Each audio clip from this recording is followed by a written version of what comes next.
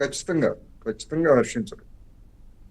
Yeah, Arvind గారు, ఏంటి అంటే ఒకవైపున పరిశ్రమల విషయానికి సంబంధించి కావచ్చు, ఏ అంశాన్ని తీసుకున్నా సరే కావాలనే బీఆర్ఎస్ రాజకీయం కోసం మాత్రమే వాడుకోవాలనే ప్రయత్నం చేస్తుంది తప్ప ఇంకొక ఉద్దేశం లేకుండా పోయింది.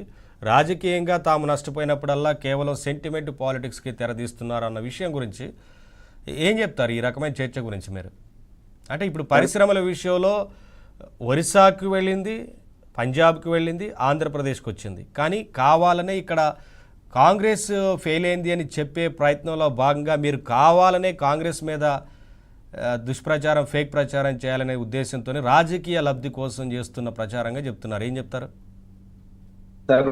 ముందుగా మీకు ప్యానెల్లో ఉన్నటువంటి పెద్దలు ఇద్దరికి మంచి నిండా దండాలి సార్, నమస్కారాలు. ముఖ్యంగా తెలంగాణ రాష్ట్రంలో జరుగుతున్నటువంటి పరిణామాలన్నీ కూడా మీరు చాలా క్షుణ్ణంగా గమనిస్తా ఉన్నారు. గత 2 సంవత్సరాల నుంచి ఒక పరిశ్రమ కూడా ఈ రాష్ట్రానికి రాకపోవడం ముమ్మాటికి ఇది కాంగ్రెస్ పార్టీ వైఫల్యమే అనేటువంటి విషయాన్ని చాలా స్పష్టంగా తెలంగాణ రాష్ట్రంలో ఎవరిని అడిగినా కూడా చెప్పేటువంటి పరిస్థితి ఉంటుంది సార్. రెండోది, ఏదో సెంటిమెంట్ ని రాల్చాలనో లేకుంటే మేమేదో ఇంకేదో ఏమంటారు ఫేక్ ప్రచారాలు చేయాలి అనే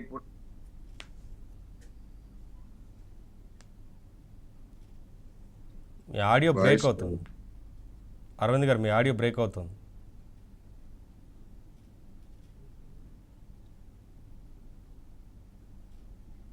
అరవింద్ గారు, తెలంగాణ చాలా స్పష్టంగా గతంలో మీరు చూసిండ్రు సార్. ఎర్ర బస్ నుంచి ఎలక్ట్రిక్ బస్ వరకు, ఎలక్ట్రిక్ బస్ నుంచి ఎయిర్ బస్ వరకు, టైల్స్ నుంచి టెక్స్టైల్స్ వరకు, మ్యాప్స్ నుంచి యాపిల్ మ్యాప్స్ వరకు గమ్యస్థానం హైదరాబాద్ తెలంగాణ అనేటువంటి పద్ధతిలా ఆ రోజు ఏ పద్ధతిలో ఉండే మీ అందరూ కూడా చూసిండ్రు. కేసీఆర్ గారి పాలనలో కేటీఆర్ గారి విజనరీలో మన రాష్ట్రానికి రావాల్సినటువంటి అన్ని ఇక్కడ తెలంగాణ ఇప్పుడు మేము ఎందుకు ఈ మాట కూడా అంటా ఉన్నాము అంటే ఎకో సిస్టమ్ ఉన్నటువంటి పరిస్థితి ఉంది తెలంగాణ రాష్ట్రానికి. ఇవాళ ఏమంటారు సార్, తెలంగాణ రాష్ట్రానికి రావాల్సినటువంటి సెమీ కండక్టర్ సంబంధించినటువంటి అన్ని అర్హతలు ఉన్నటువంటి అనువైనటువంటి ప్రదేశం ఏది అని అంటే హైదరాబాదు అనేటువంటి పద్ధతిలో ఉన్నటువంటి పరిస్థితి ఉంది సార్. దీనికి 500 కోట్ల రూపాయల డబ్బుని ఏర్పాటు చేసుకొని దీనికి ప్రతిపాదనలు కేంద్ర ప్రభుత్వానికి కూడా గతంలో పంపినటువంటి పరిస్థితి ఉంది. రాష్ట్ర ప్రభుత్వానికి సంప్రదింపులు కూడా చేసినటువంటి పరిస్థితి ఉన్నటువంటి నేపథ్యం ఉంది. అయితే ఈ విషయాన్ని తెలుసుకున్నటువంటి చంద్రబాబు నాయుడు గారు ఇవాళ కేంద్రం పైన ఒత్తిడి తెచ్చి ఆ రాష్ట్రానికి సంబంధించి ఏపీకి మేము వద్దు అని మేము ఎట్టి పరిస్థితుల్లో అంటలేం సార్. అన్నదమ్ములుగా విడిపోయినాం, ప్రాంతాలుగా విడిపోయినాం, అన్నదమ్ములుగా ఖర్చుందాము అనేటువంటి విషయాన్ని మాత్రమే మేము అనేక సందర్భాల లోపల చెప్పొచ్చినాం.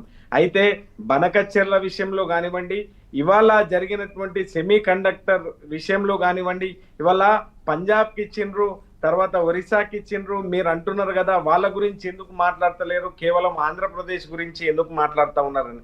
మా ఉద్దేశం ఆంధ్రప్రదేశ్కి వచ్చింది అనేటువంటి దానిపైన మా అక్కస్సు కాదు, లేదు అనుకుంటే మా వ్యతిరేకమైనటువంటి భావన కాదు. ఇవాళ ఆంధ్రప్రదేశ్లో గజం భూమి కూడా దానికి సేకరించలేదు. ఎట్లాంటి పాలసీ విధానాలని కూడా ఇప్పటికే తీసుకురాలేనటువంటి నేపథ్యం ఉంది. మరి దీన్ని ఎట్లా ప్రారంభిస్తారు అనేటువంటి విషయాన్ని ఆ రాష్ట్రానికి చెందినటువంటి అధికార వర్గాలే చెప్తున్నటువంటి నేపథ్యం ఉన్నది. ఇక్కడ అనువైన అది ఉన్నది. దీనికి సంబంధించి 10 ఎకరాల భూమిని మహేశ్వరంలో సేకరించి ఉన్నటువంటి నేపథ్యం కూడా ఉన్నటువంటి పరిస్థితి ఉంది ఇవాళ. అందుకనే మేము ఒకటే చెప్తా ఉన్నాం, బాబు గారి పగ, బాబు గారి దగ, మోడీ గారి పగ ఏ పద్ధతిలో కనిపిస్తా ఉన్నదో అనేటువంటి విషయాన్ని ఎవరిని అడిగినా చెప్పేటువంటి పరిస్థితి చాలా స్పష్టంగా కనిపిస్తున్నటువంటి నేపథ్యం ఉంది సార్. ఇవాళ మేము అంటా ఉన్నాం ఇవాళ కాదు, ఇప్పుడు ఒకవైపునేమో కాంగ్రెస్ పార్టీ ఎక్కడా కూడా పరిశ్రమలు అంటే దావోస్ పర్యటన సందర్భంగా పెద్ద ఎత్తున పరిశ్రమలు వచ్చిన విషయం అందరికీ తెలుసు. పెట్టుబడుల విషయంలో ఆ రోజున 2 లక్షల కోట్లకు పైగా పెట్టుబడులు సాధించారనేది ఆ రోజున తెలుసు. ఆ లెక్కలు కూడా ఆ రోజున మాట్లాడారు. కానీ మీరు ఆ విషయాన్ని ప్రస్తావించట్లేదు, పరిశ్రమలు రావట్లేదని చెప్తున్నారు ఒకటి. తర్వాత తాజా పరిశ్రమ విషయానికి వస్తే కావాలనే అంటే ఏదీ లేనప్పుడు రాజకీయం కోసం వాడుకోవడం కోసం మాత్రమే ప్రతి అంశాన్ని కూడా ప్రాంతీయవాదాన్ని తీసుకొస్తుంది బీఆర్ఎస్. కావాలని ఈ పాలిటిక్స్ రాజకీయంగానే ఉపయోగించుకుంటుంది అనే ఒక విమర్శ ప్రతి సందర్భంలో ఉంటుంది. ఈ ఈ విషయం మీద ఏం మాట్లాడతారనేది. కాదు సార్, ముమ్మాటికి మేమేదో రాజకీయం చేయాలనో లేదు అనుకుంటే స్పెసిఫిక్ గా ఇదే అంశం పైన మేము మాట్లాడాలనో మా ఉద్దేశం కానే కాదు. ఈ రాష్ట్రంలో నెలకొన్నటువంటి అనేక సమస్యలు ఉన్నాయి. ఇవాళ కొత్తగా కొలువుదీరినటువంటి కాంగ్రెస్ పార్టీ ఏర్పడ్డ తర్వాత ఇవాళ తెలంగాణ ఎట్లాంటి విధ్వంసానికి గురైందో మీరు అందరూ కూడా గమనిస్తా ఉన్నారు.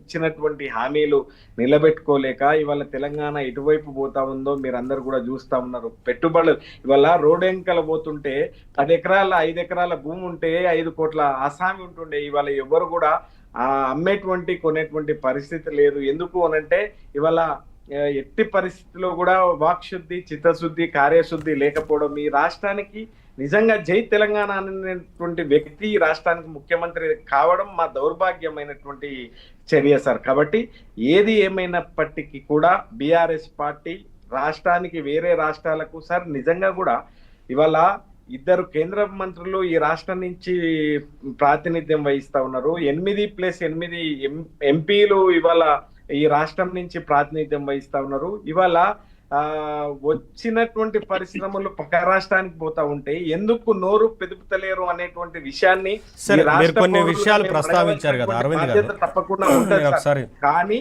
కానీ మేము ఎట్టి పరిస్థితిలో బీఆర్ఎస్ పార్టీ రాజకీయం చేయాలి అని అనుకుంటే మేము చేస్తే వీళ్ళు తట్టుకునేటువంటి పరిస్థితిలో ఉండదు సార్. కానీ ప్రజల ప్రయోజనాల కోసం మేము మాట్లాడుతూ ఉన్నాం. మేము ఎట్టి పరిస్థితిలో మాకు జరిగిన తర్వాత మాకు అది బనకచెర్ల కానివ్వండి, లేదు అనుకుంటే అది ఏ ప్రయోజనం అన్నా కానివ్వండి, ఫస్ట్ తెలంగాణ రాష్ట్రానికి ప్రయోజనం కలిగిన తర్వాత అది పక్క రాష్ట్రమైనటువంటి ఏపీ కానివ్వండి, కర్ణాటక కానివ్వండి, మహారాష్ట్ర కానివ్వండి తీసుకుపోమని చెప్పినాం. కానీ మేము ఎట్టి పరిస్థితుల్లో రాజకీయం చెయ్యము. ఎట్ ద సేమ్ టైం ఇదైతే స్పెసిఫిక్ గా దీనిపైన మాకు రావాల్సి అనువైన ప్రదేశం ఉంది, అనువైనటువంటి అన్ని ఎకో సిస్టమ్ కూడా ఉన్నటువంటి నేపథ్యం ఉంది. ఇవాళ మహేశ్వరంలో 10 ఎకరాల భూమి సేకరించినటువంటి పరిస్థితి ఉంది. అయినా ఇవాళ 1 గజం భూమి కూడా సేకరించకుండా ఓవర్ నైట్ లో తీసుకుపోవడము అంటే ఇది కుట్ర కాకుంటే ఇంకేంది అనేటువంటి విషయాన్ని తెలంగాణ బిడ్డగా తప్పకుండా అడుగుతాం సార్. దాంట్లో తప్పే ఉంది. ఓకే అంటే అడగాలి, మన హక్కుల్ని మనం సాధించుకోవాలి, ఖచ్చితంగా మన హక్కులు మనం సాధించుకోవాలి, మన ప్రయత్నం చేయాలి, మన పోరాటం చేయాలి. కాకపోతే ఇక్కడ ఏంటంటే ప్రతి సందర్భంలో కూడా కాంగ్రెస్ పార్టీ పరిశ్రమలు తీసుకువస్తున్న అభివృద్ధి చేసే ప్రయత్నం చేస్తున్నా సరే కావాలనే కాంగ్రెస్ పార్టీ ఫెయిల్ అయింది ఈ విషయంలో అని చెప్పే ప్రయత్నం చేస్తోంది బీఆర్ఎస్. కావాలని ఈ రకంగా మరొకసారి పాలిటిక్స్ కు మాత్రమే పరిమితం అవుతున్నారు, రాజకీయం చేయాలని చూస్తున్నారు అనే ప్రశ్న అనే చర్చ జరుగుతా ఉంది. సరే నేను మాట్లాడతాను, ఒకసారి దుర్గా ప్రసాద్ గారు వాయిస్ తీసుకుంటాను. ఈ లఘు చర్చ దయచేసి ఒక మాట సార్, ఈ లఘు చర్చ గొప్పగా పోతుంది కాబట్టి దీంట్లో వేరే రకంగా పోవాల్సినటువంటి అవసరం ఉండదు. కాబట్టి నేనేమంటా ఉన్నాను అంటే ఇతర ప్యానెల్ మెంబర్స్ ఉన్నారు, ఎట్టి పరిస్థితుల్లో సార్ దయచేసి మేము ఎట్టి పరిస్థితుల్లో ఈ రాష్ట్రంలో ఇవాళ నిజంగా ఫ్రీ బస్ ఇచ్చినము అనేటువంటి ఇచ్చిన దాన్ని మేము అభినందించినాం. దాని గురించి మేము ప్రశ్నిస్తా ఉంటే అది మీరు అభినందించలేదు, ఆ విషయాన్ని కూడా అభినందించలేదు. మాట్లాడితే సార్ దయచేసి మీరు ఆ పదాన్ని మీరు మాట్లాడకండి దయచేసి. కాదు అరవింద్ గారు, మీరు అభినందించలేదు, ఫ్రీ బస్ గురించి మీరు అభినందించలేదు, విమర్శలు చేశారు. మేము అది వాళ్ళు ఇచ్చినటువంటి 6 గ్యారెంటీలో వాళ్ళు ఒకటి నిలబెట్టుకున్నారు అనేటువంటి విషయాన్ని చెప్పినాం.